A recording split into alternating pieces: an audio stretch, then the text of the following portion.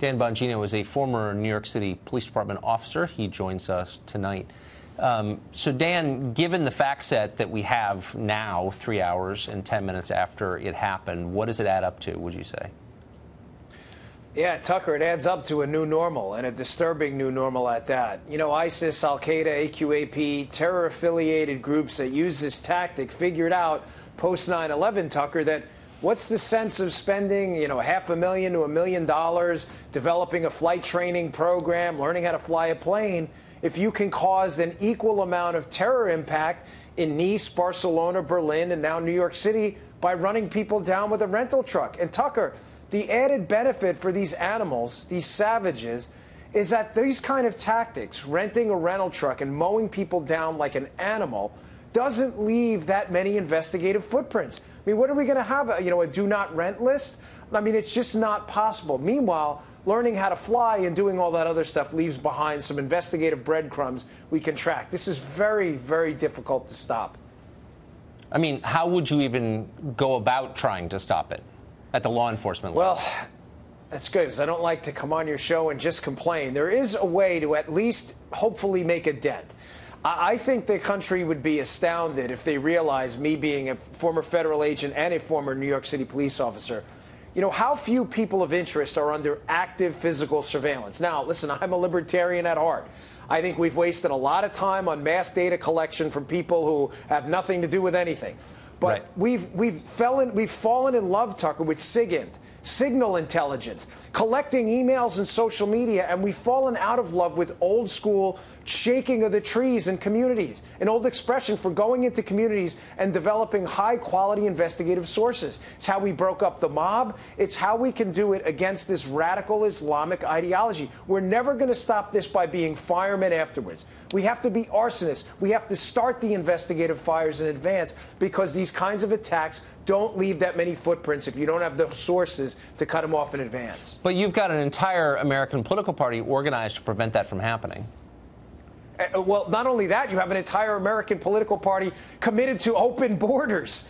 I mean, seriously, this is a multipolar problem here. So yes, you have an American political party as well. Let me throw another one out there that's absolutely committed to the idea that we should never surveil, God forbid, in a mosque, because that may upset some people. Listen, nobody's saying anywhere, no credible personality anywhere is saying that all Muslims are involved in terrorism. That's absurd. That's a leftist, stupid talking point. But a mosque, Tucker, should not either be some kind of protected space. You and I both know if it was a Christian church professing that they wanted to blow up something, that of course law enforcement would be in there, thankfully so. But this has just gotten, this PC society is sickening, and it's damn dangerous to American citizens. And thank God we have a president who finally understands the threat, too, by the way. I mean, look where we'd be now if we still had this apologizing and not using the word terrorism anymore. Have surveillance techniques changed in the last 10 years? They have. I think, in my humble opinion, for the worse. We've fallen in love with electronic interception, and we've fallen out of love with the idea of old school physical surveillance. Right. Tucker, we don't have the capability right now to watch people who absolutely need to be watched. This is the entire known wolf problem. Not lone wolf, known wolf. As Patrick Poole from PJ Media calls him, and he's right.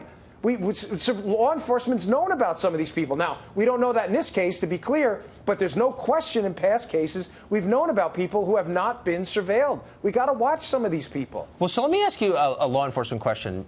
I mean, probably not 2 hours after this happened, the governor of New York said pretty conclusively this was a lone wolf. We don't believe he has ties to any larger group or movement.